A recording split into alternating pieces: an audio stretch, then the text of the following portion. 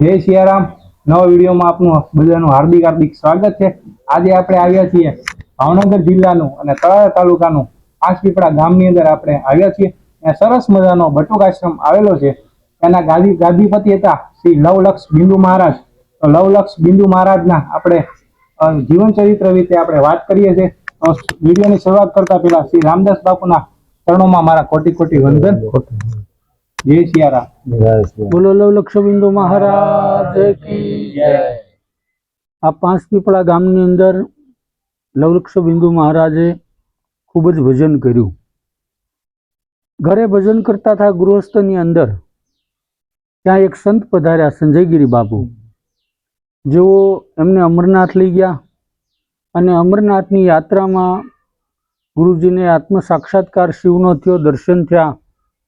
એટલે એમણે નક્કી કર્યું કે હવે મારે સંન્યાસ ગ્રહણ કરવો છે। વાનપ્રસ્થ જીવનની અંદર સંન્યાસ ગ્રહણ કરી ગામના ભૂગોળે સરમાળિયા દાદાનું મંદિર, નાની એવી દેરી, જ્યાં 6 ઈંટું અને ડબ્બાનું પતરું હતું, આ જગ્યા ઉપર આવી અને બાપુએ આખે આશ્રમની સ્થાપના કરી।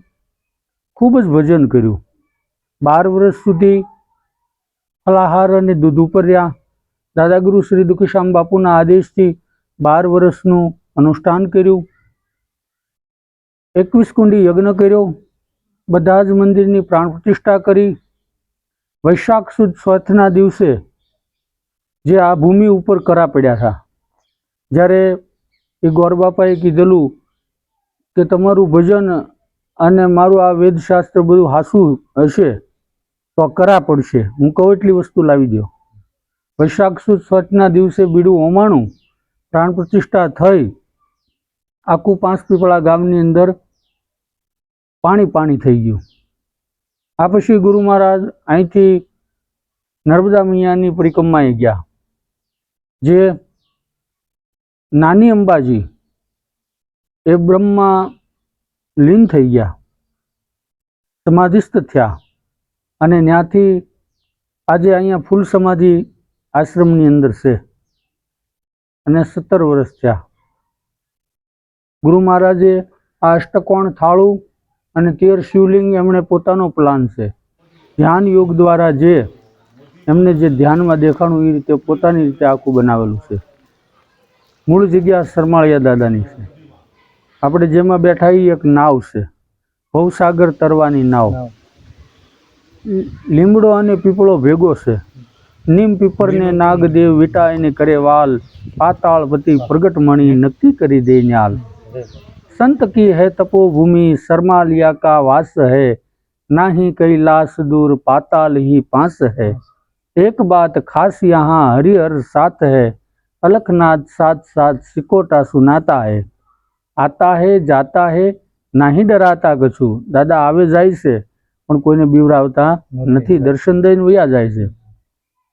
मेन जग्या सरमाळिया दादानी आया छे। सरमाळिया आपे सुख संपत्ति, पुत्र ने जो परिवार, दृढ़ राखो विश्वास तो वेलेरी करशे वार। थानक से जा जड़ तणु પાંચપીપળા प्रख्यात से, प्रगट जो परसा भालिया नवखंड जाहेर नाम से। આજે ગુરુ મહારાજની કૃપાએથી એમના જે શિલો પાડેલો છે, પંછીને શણ નખાય છે, ગાયું કૂતરા માટે રોટલા ઘડાય છે, અતિથિને ટુકડો દેવાય છે, અને આ બધી ગુરુ મહારાજની કૃપા છે અને સરમાળિયા દાદાની કૃપા છે। આ એક તીર્થધામ જેવું આખું ધામ છે। આ આશ્રમની અંદર ગુરુ મહારાજે વાવ હાથે ગાળેલી છે, કૂવો હાથે ગાળેલો છે। આ જેટલા વૃક્ષો જે દેખાય છે એ બધા નાનેથી બધા ઉજેરે અને મોટા કરેલા છે। આ ગુરુ મહારાજનું જીવન ચરિત્ર છે। બોલો લવલક્ષ બિંદુ મહારાજ કી જય। બાપુએ સરસ મજાની વાત કરી છે। બાપુ જે પરમ પૂજ્ય શ્રી રામદાસ બાપુના સાનિધ્યમાં આપણે અત્યારે બેઠા છીએ। બાપુ સાથે ખાસ આપણે વાતચીત કરી છે। લવલક્ષ બિંદુ મહારાજનો સરસ મજાનો જે જીવન ચરિત્રની છે, સરસ મજાની જે વાત કરી છે। તો બાપુને આપણે પૂછીએ બીજી એક વસ્તુ જે આપણે ધ્યાનમાં આવી છે કે બાપુ આ યજ્ઞ બધા કરે છે, તો યજ્ઞનું શું મહત્વ છે? યજ્ઞનું ખૂબ જ મહત્વ છે। જે આપણે ભગવાનને ભાવથી જમાડીએ છીએ, તો એવા કોઈની ભગવાને ભાવથી થાળી જમાશે, પણ આ યજ્ઞ દ્વારા બધા જ દેવો તૃપ્ત થાય છે. યજ્ઞ નારાયણની અંદર યજ્ઞમાં આહુતિ આપવાથી જે દેવનું નામ લઈ અને સ્વાહા શબ્દોનો ઉચ્ચાર કરવામાં આવે તો એ દેવને એ વસ્તુ મળે છે. ને આ વર્ષની અંતે જે અહીંયા શું શું આપણે કાર્યક્રમો જે થતા હોય છે તે હાજી જેની અંદર હાજી તો વર્ષની અંદર ગુરુ પૂર્ણિમા ઉજવાય છે. ગુરુ મહારાજ શ્રી લવલક્ષ બિંદુ મહારાજની પૂર્ણતિથિ ઉજવાય છે કારતક વદ 14ના દિવસે.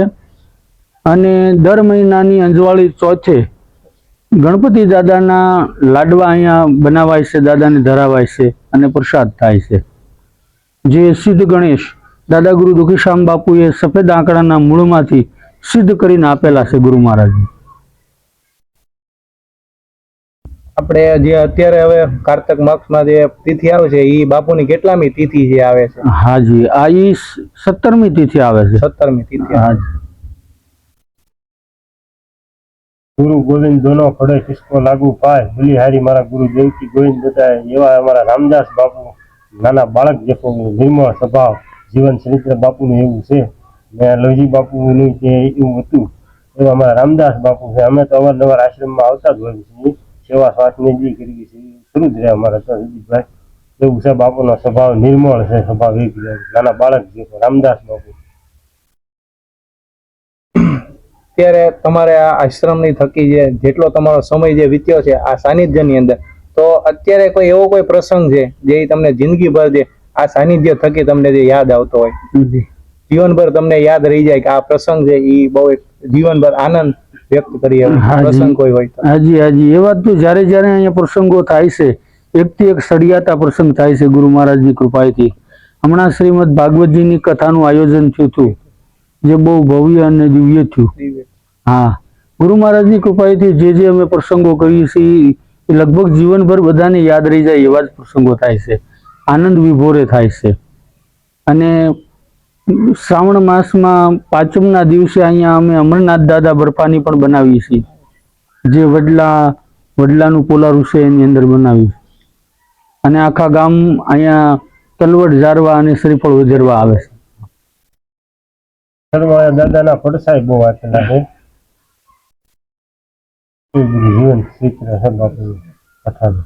પૂજ્ય લવલક્ષ બિંદુ મહારાજના ચરણોમાં નમસ્કાર. અમરનાથ મહાદેવ કી જય. પાંચપીપળા ગામનું નામ આમ તો પંચતત્વ નગર જ કહેતા. લવલક્ષ બિંદુ મહારાજ પાંચપીપળાને પંચતત્વ નગર કહેતા. અને આ ભૂમિની અંદર લવલક્ષ બિંદુ મહારાજે ખૂબ ભજન કર્યું. અને આ એની પાવન તપોભૂમિની અંદર આજે રામદાસ બાપુ ખૂબ ભાવથી દરેક યાત્રાળુને અહીંયા ભોજન ટુકડો આપે છે અને પક્ષીને શણ નાખે છે, ગાયોને ઘાસચારો, અને ખૂબ રામદાસ બાપુની ખૂબ સેવા છે આશ્રમની અંદર. જેવી લવલક્ષ બિંદુ મહારાજે જે કાંઈ એના અધૂરા કાર્ય હતા પૂરા રામદાસ બાપુએ પૂર્ણ કર્યા છે એ કાર્ય. અને રામદાસ બાપુ પ્રથમ નામ લવલક્ષ બિંદુ મહારાજનું લેશે, કારણ કે એની તપોભૂમિ છે આ. અને ગામનો ખૂબ સાથ સહકાર અહીંયા આશ્રમની અંદર ખૂબ સાથ સહકાર રહેશે અને દરેક પ્રસંગો ખૂબ ભાવથી ઉજવાય છે. બોલો લવલક્ષ બિંદુ મહારાજ. લવલક્ષ બિંદુ મહારાજ શરમાળિયા. શ્રી રામ જય રામ જય જય રામ. શ્રી રામ જય રામ જય જય રામ. શ્રી રામ જય રામ જય જય રામ. શ્રી રામ જય રામ જય જય રામ. શ્રી રામ જય રામ જય જય રામ. શ્રી રામ જય રામ જય જય રામ. મંગલ ભવનય મંગલહારી મંગલ ભવનય મંગલહારી ધવૌ સુદશરથ અજીર બિહારી દશરથ બિહારી શ્રી રામ જય રામ જય જય રામ શ્રી રામ જય રામ જય જય જય હનુમાન ગોસાઈ જય હનુમાન ગુસાઈ કૃપા કરો ગુરુદેવ કી નાઈ કૃપા કરો ગુરુદેવ કી નાય શ્રી રામ જય રામ જય જય રામ શ્રી રામ જય રામ રામચંદ્ર ભગવાન ભગવાન કી જય અહીંની પાંચ પીપળા તળાજા તાલુકાનું પાંચ પીપળા ગામ અને એક સંતની તપોભૂમિ એટલે કે અમારો બટુક આશ્રમ અને ત્યાંના સંત એટલે લવલક્ષ બિંદુ મહારાજ જેનું બાપુએ હમણાં વર્ણન કર્યું કે આવું જીવન હતું, તપસ્વી જીવન હતું, કર્મયોગી જીવન હતું, બધા સંતના લક્ષણો એની પરંપરાની અંદર અમારે રામદાસ બાપુ અત્યારે જે આશ્રમનું નિર્વહન કરે છે. અહીંયા અતિથિને ટુકડો, ગાયુંને ચણ, પક્ષીને ચારો, આ બધી સેવાઓ અહીંથી થાય છે અને અવારનવાર સત્સંગના, કથાના વિવિધ પ્રસંગો અહીંયા વિવિધ રીતે ઉજવાય છે અને બધા આખું ગામ એમાં સહભાગી થાય છે. પણ આપણે વાત કરવી છે સંતની કે સંત, હું ઘણા સમય પહેલા એક સંતવાણીની અંદર ગયેલો અને ત્યાં મને એક વ્યક્તિ એવું પૂછ્યું કે ભાઈ સંત કહેવા કોને? ત્યારે મેં એને વાત કરેલી કે જેની અંદર 5 લક્ષણો હોય એને સંત કહેવાય.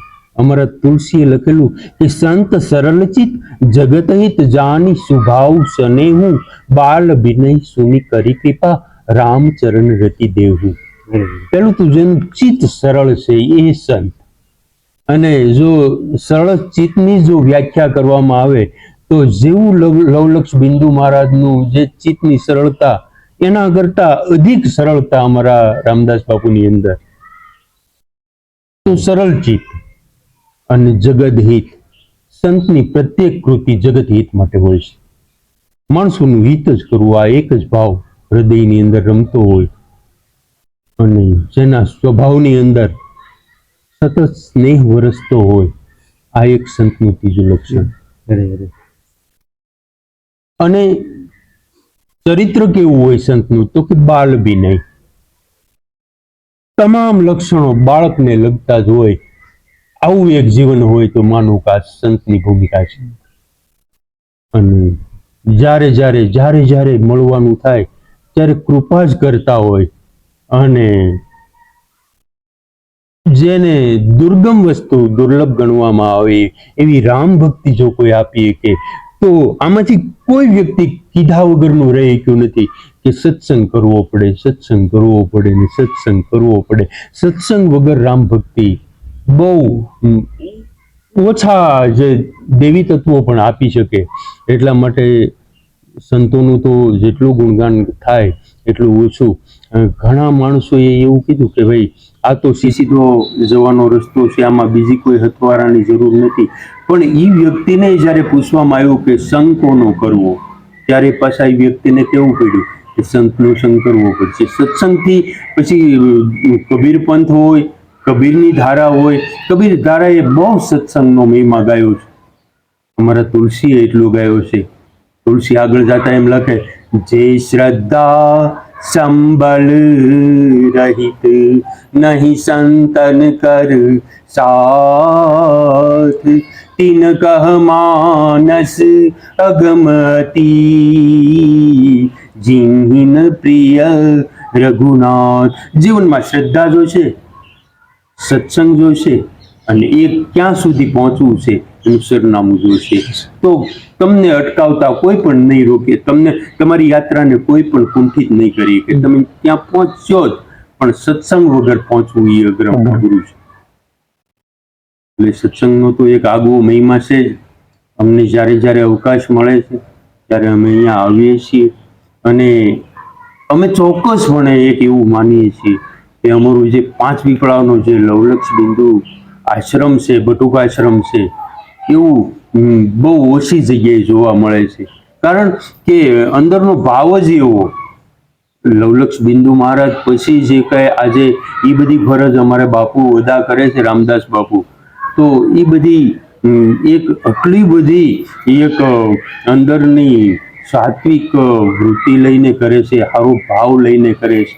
અને વળી પાછા જ્યારે કાંઈ સારું કોઈને કાંઈ કોઈ વખાણ કરે ત્યારે એમ જ કે પાછા કે ભાઈ એ તો બધા ગુરુનો પ્રતાપ છે, ગુરુજીની કૃપા છે. એટલે પોતે આટલા બધા નિરાભિમાની છે, સરળ છે. અને અમે અવારનવાર અહીંયા આવી બપોરે સત્સંગ કરીએ છીએ. વિશેષ કંઈ નહીં કહેતા, બધાને જય સિયારામ. સિયારામ.